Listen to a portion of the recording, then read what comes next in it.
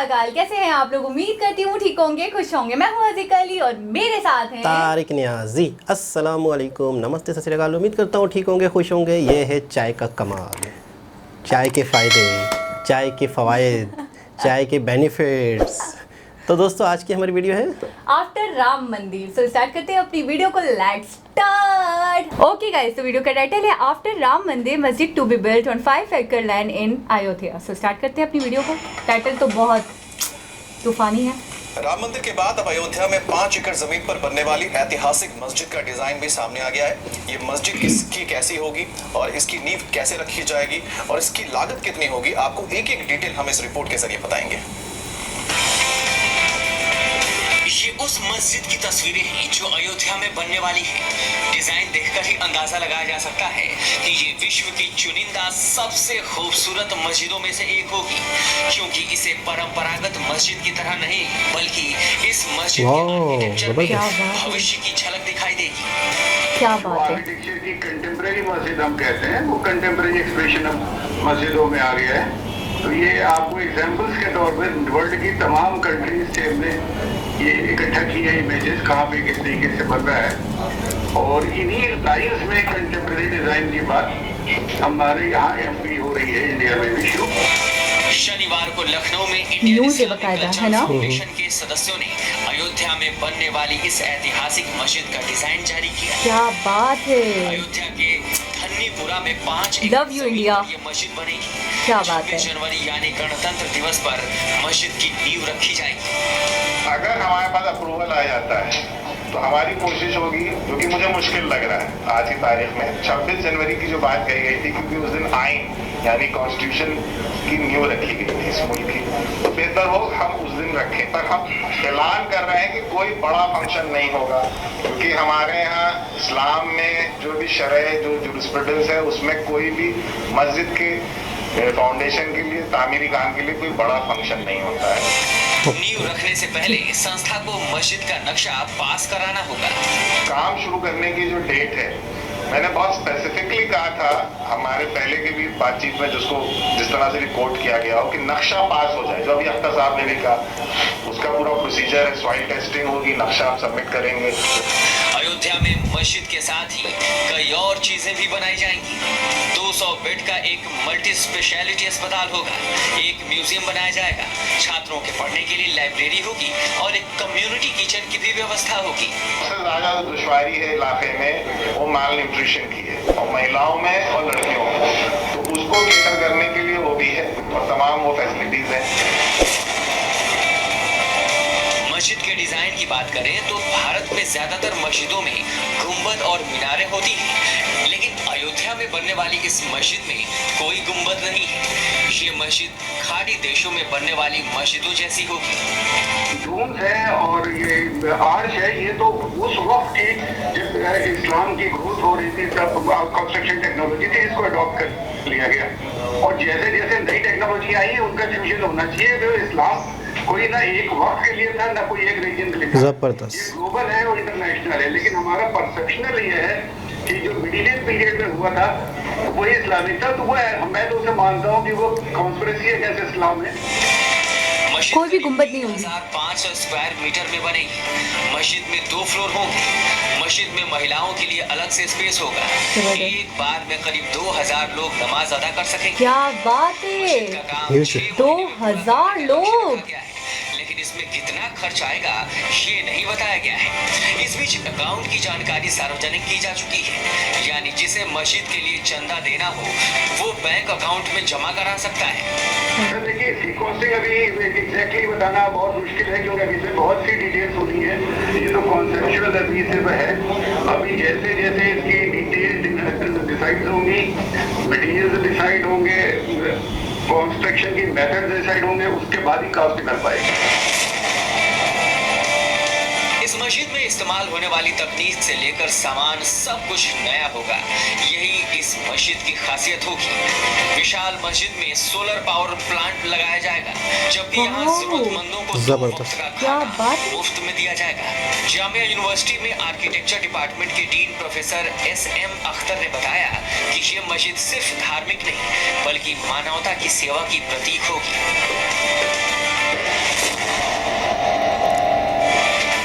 Islamic cultural foundation के मुताबिक फैजाबाद इलाके में अच्छे अस्पताल की कमी को देखते हुए भी यहाँ बड़े अस्पताल का निर्माण किया जाएगा। 24,150 स्क्वायर मीटर में बनने वाला ये अस्पताल पूरी तरह चैरिटी का काम करेगा। 100 एकड़ की लागत से बनेगा, जिसमें 1 साल का वक्त लग सकता है। यानी अयोध्या में भव्य और ऐतिहासिक मस्जिद तो बनने जा ही रही है, साथ ही आम लोगों की मदद का भी पूरा इंतजाम किया जा रहा है। विशाल प्रताप सिंह, इंडिया टीवी, लखनऊ। जी जनाब, क्या बात है, मुझे मतलब बहुत दिल से बहुत खुशी हो रही है, बहुत खुशी हो रही है, बहुत खुशी हो रही है। और अच्छा यकीन करो, मैं क्या कहूँ कि मतलब अच्छा, अभी थोड़े दिन पहले हमने एक वीडियो देखी थी जिसमें देखा गया था कि हमारे पाकिस्तान में उनके टेंपल को तोड़ा जा रहा था। बिल्कुल बिल्कुल। और वो इतने बड़ी पैमाने पे इतना बड़ा प्रोजेक्ट एक मस्जिद स्टार्ट करवा रहे हैं, और उसके साथ ही एक हॉस्पिटल भी है जो चैरिटी पे चलेगा। बड़ी बात है, 2000 लोग एक टाइम में नमाज अदा कर सकते हैं। बिल्कुल, लेकिन बहुत बड़ी बात है और बहुत हैरत अंगेज़ बात है। और ये वो बात है कि मैं कहता हूँ हर पाकिस्तानी को पता होनी चाहिए। और या तो मैं कहता हूँ अगर ये बात किसी पाकिस्तानियों को बताई जाए तो उनको यकीन ही नहीं आएगा। मैं बोलूँगी, मैंने मतलब अपना पूरा चाइल्डहुड गुजार दिया स्कूल लाइफ में, कभी मतलब कॉलेज लाइफ में। अब तक मैं जितनी बड़ी हो गई, मैंने आज तक इस तरीके की कोई न्यूज़ इंडिया की तरफ से मैंने नहीं सुनी। हुआ होगा ऐसा, लेकिन ये मेरे करियर की, समझे मेरे लाइफ की पहली न्यूज़ थी ऐसी, इसने वाकई मुझे दिल से खुश कर दिया। नहीं तो हमेशा सुनते रहते हैं कि फसादात हो रहे हैं, लड़ाई झगड़े लगे हुए हैं, यहाँ उनके मंदिर गिराए जा रहे हैं, वहाँ हमारी मस्जिदें गिराई जा रही हैं, ऐसा सुनते रहते हैं न्यूज़ में। लेकिन मैं कहती हूँ न्यूज़ से हट के रियलिटी बहुत अलग है। आपको मैं एक बात बताऊँ, ठीक है मस्जिद बना रहे हैं, एक आम सी छोटी सी मस्जिद नहीं, एक बहुत बड़ी, एक इतने बड़े लेवल पे और इतनी खूबसूरत मस्जिद जो अपनी एक अलग पहचान रखेगी। बड़ी बात है। लखनऊ में अयोध्या में, लेकिन बड़ी बात है। मैं कहता हूँ ये मुसलमानों को वाकई इसको होंगे। आपने वो देखा, लेडीज के लिए अलग, जेंट्स के लिए अलग। उसका जो डिज़ाइन है वो इस तरह से है कि आजकल के जदीद दौर से मैच करता है। मिसाल के तौर पे पहले जो ज़माने थे, बस मीनारे, गुंबद मीनारे, तो वो एक उस वक्त की खूबसूरती थी, मतलब उस टाइम का एक डिज़ाइन था। लेकिन इस्लाम में ये ज़रूरी नहीं है कि असल में होता पता क्या है, जो हो रहा है वो नहीं होता पता क्या था। ये मैं अपनी एक पॉइंट ऑफ व्यू बता रहा हूँ कि मैं खुद से थोड़ा सा एक्स्ट्रा सोचता हूँ कि यार ऐसा क्यों वो हमें पता है। अच्छा, आगे बोले। ऐसा क्यों होता है, मैं अक्सर गहराई में जाता हूँ। ठीक है, तो अच्छा आपसे मैं एक सवाल करता हूँ, मैं एक लॉजिक देता हूँ। जब कुछ बताने वाले तो ना, इससे पहले मुझसे क्वेश्चन कर लेते और आप फिर मैं मशीन और मुझे ना आंसर मशीन समझते हैं कि आपको आंसर मिलने वाला है। आप मुझे ये बताएं गुंबद क्यों होते थे, क्या वजह है इसकी? मतलब कोई भी एक लॉजिक है गुंबद की भी लॉजिक मेरे पॉइंट ऑफ व्यू से गलत हो सकती है। मैं ये नहीं कह रहा हूँ कि मेरी जो लॉजिक है वो 100% सही है। आप क्या कहती हैं? हिस्ट्री को रिप्रेजेंट करते हैं। मैं जो जहाँ तक समझता हूँ, अपने आइडिया है, गलत तो अपनी हो सकती है। 99% चांसेस है कि पूरी दुनिया में जैसे हर जगह पे घर हैं या की चीज़ें हैं या कुछ भी, मैदान हैं, मस्जिदें बनी हुई थी पुराने दौर में। चले जाते वो मैं समझ गई। सिंबल, निशान, स्लोगन नहीं बोला। स्लोगन नहीं बोला। अच्छा, आप क्या कहना चाह रही थी? मैं ये समझ रही थी कि आप ये कहना चाह रहे हैं कि जैसे नॉर्मल जो घर बने हुए होते हैं वो एक जैसे होते हैं, कॉमन होते हैं। तो गुंबद से मुझे लगता है कि वो उसका एक डिजाइन अलग होता है जो अपने आप को एक हाईलाइट करता है, अट्रैक्ट करता है। मुझे ऐसा लगा एक काफिला जा रहा है, सफर कर रहा है, उन्हें दूर से मस्जिद दिखे। और पिछले ज़मानों में काफिले, आजकल है होटल्स, आजकल रेस्टोरेंट्स होते हैं या कहीं रुकता है बंदा, पहले मस्जिदों में रुकते थे। यानी मुसाफिर, एक शहर से बंदा दूसरे शहर जा रहा है, रास्ते में मस्जिद आएगी तो उसे उस गुंबद से पता चलेगा ये मस्जिद है। तो मेरा एक पॉइंट ऑफ व्यू है। अब आप क्या कहती हैं कि आपको ये सही लग रहा है? ये मेरी अपनी जहानत है। आप बताएं। नहीं, सही है, सही लग रहा है। एक एलिमेंट, मतलब एक निशान। और मंदिर का भी यही सिस्टम है कि मंदिर भी ऐसे होते हैं ज़्यादातर, एक चोटी नुमा हो। तो बात हो रही थी गुंबद, ह्यूज मस्जिद, गुंबद। तो ये मेरा एक पॉइंट ऑफ व्यू है। तो आपको क्या लग रहा है? जी हाँ, मैं एग्री करती हूँ। मुझे भी लगता है ऐसे कि विजिबिलिटी लेके। अच्छा, वो उस दौर की बात थी। इंग्लिश खराब करवा दी। वो उस दौर की बात थी, तो मेरी तो सही हो जाएगी। वो उस दौर की बात थी जब गुंबद की ज़रूरत थी। तो आज ये जो मस्जिद बन रही है इसकी गुंबद नहीं है, सही। तो कोई इसमें हर्ज नहीं है। कोई हर्ज नहीं है, क्योंकि उस वक्त की वो ज़रूरत थी और इस्लाम में कोई इस चीज़ की कैद भी नहीं है कि मस्जिद का डिज़ाइन ऐसा ज़रूरी जैसा है। कि उन्होंने वीडियो में बोला है ना कि इस्लाम कोई महदूद तो है नहीं, बिल्कुल, हाँ, ठीक पूरे है, हमेशा किसी के भी लिए चीज़ को लेकर। बिल्कुल। तो जाहिर सी बात है डिज़ाइनिंग अगर आप चेंज करना चाहें, जाहिर सी बात है दौर के साथ साथ चीज़ें चेंज होती हैं और बाकी होना भी चाहिए। लेकिन अच्छा, आपको नहीं लगता कि एक ही टाइप का देख देख के एक उसकी एक पहचान हो जाती है ना? देखिए जदीद दौर में और नई तरह की मस्जिदें हों तो अच्छा ही लगता है, अच्छा दौर के तो लगता हिसाब है, से लेकिन होता है, मैं वो बात नहीं कर रही, मैं कह रही हूँ एक पहचान हो जाती है, पहचान हो जाती है, ठीक है ना? ये गुम्बद और मीनार ये पहचान बन चुके हैं जैसे। एक ऐसा लगता है कि मतलब ये है तो मस्जिद है। हाँ, एक उनसियत ऐसा ही सही इंग्लिश कह रहे करिए, हैं, उनसियत, रिलेशन लगाओ क्या कहेंगे। सही है सही है, आपने किए तो सही है। खैर बहरहाल बनने वाली है ये मस्जिद, बनेगी। ये हमने मॉडल ये हमने वो देखा, एक सैंपल देखा, एक एनिमेटेड देखी और मुसलमानों को बहुत खुशी हो रही है कि जो इंडिया में रहते हैं। अच्छा, जो आपको क्या लग रहा है कितनी लागत आएगी, कितना खर्च होगा? क्योंकि लागत उन्होंने कहा है कि इसका आइडिया देना भी मुश्किल है, लेकिन फिर भी आपको क्या लग रहा है जिस तरीके से जितनी ह्यूज बन रही है? कुछ कह नहीं सकते, उसके एरिया के हिसाब से अच्छी खासी लागत है, अच्छी खासी। मुझे लग रहा है एक बड़ा प्रोजेक्ट, बहुत बड़ा प्रोजेक्ट, बड़ा नहीं बहुत बड़ा प्रोजेक्ट बिल्कुल। और जब ये बन के तैयार होगा तो बहुत बड़ी बात है कि मतलब बहुत खुशी की बात है मुसलमानों के लिए।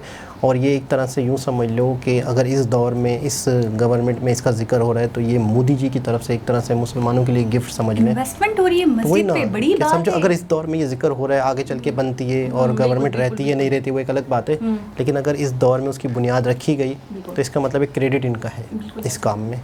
और बहुत ही इस मामले में असल में पता क्या है, देखिए जिसका जो मज़हब है वो अपने मज़हब पे रहते हैं, ठीक है, दूसरा अपने मज़हब पे रहता है, हर शख्स अपने मज़हब पे रहे, साथ साथ तरक्की करे, ठीक है। अच्छा, मज़हब तो बाद में आता है, सबसे पहले वो सब लोग क्या हैं? इंसान। तो इंसान होते हुए सब एक हैं, सब ने एक दूसरे के दुख दर्द में, पता है आपको, अगर आपका किसी से पड़ोसी से अच्छा रिश्ता है, अच्छे ताल्लुकात हैं, वो मुसलमान है, हिंदू है, सिख है, इससे कोई फ़र्क नहीं, तो बात ख़त्म। फिर बात ही क्या कि अच्छा किस किताब में हिंदुओं की ऐसा लिखा हुआ है कि आपका सामने वाला शख्स अगर किसी और धर्म से है तो आप उसकी मदद ना करो? कहाँ लिखा होगा? सब, मैं कहता हूँ मैंने नहीं पढ़ी, मैं अच्छा, इसी तरह हमारे में भी आ जाए। बिल्कुल ऐसा ही है। तो कहने का मतलब होता है मज़हब कोई गलत नहीं होता, लोग गलत हो सकते हैं, आप एक बात और वो बताएं, कहीं भी हो सकते हैं। हाँ, अच्छा आप एक बात बताएं, हम टेम्पल्स देखते हैं या हम बहुत सारे मतलब रिलीजियस पॉइंट ऑफ व्यू से बात करते हैं हिंदूज़ के, तो क्या कभी भी आपको ऐसा लगा कि कुछ फेकनेस हो, कुछ सच्चाई ना हो? बल्कि मैंने ये देखा कि जब हम टेम्पल्स की वीडियो देखते हैं तो हमें एक अजीब सी मतलब अंदर फीलिंग फील होती है ना, 100%। तो मुझे लगता है शायद ही कोई मज़हब हो, चाहे वो बुद्धिज़्म हो, चाहे वो हिंदुइज्म हो, इंसानियत, हर मज़हब के अंदर इंसानियत, क्रिश्चियंस वगैरह हो, हर मज़हब के अंदर जितना मैंने समझा है अट्रैक्शन है। भाई मैं इस्लाम के बारे में एक छोटी सी बात बता दूं जो हमें पता है, बात हो रही इंसानियत की, तो हमारे यहाँ एक मानने वाली बात है, हम लोग जो मानते हैं उसको, और है भी सही ये बात कि आपने अगर इबादत नहीं की, अगर आपकी इबादत कम हो गई तो उसका मसला नहीं है, वो अल्लाह ताला वो वाली बात कर रहे हैं, हुकूकुल अल्लाह और हुकूकुल इबाद। बिल्कुल, कि अगर आपने इंसानों के साथ अगर गलत किया तो वो माफ़ नहीं होगा।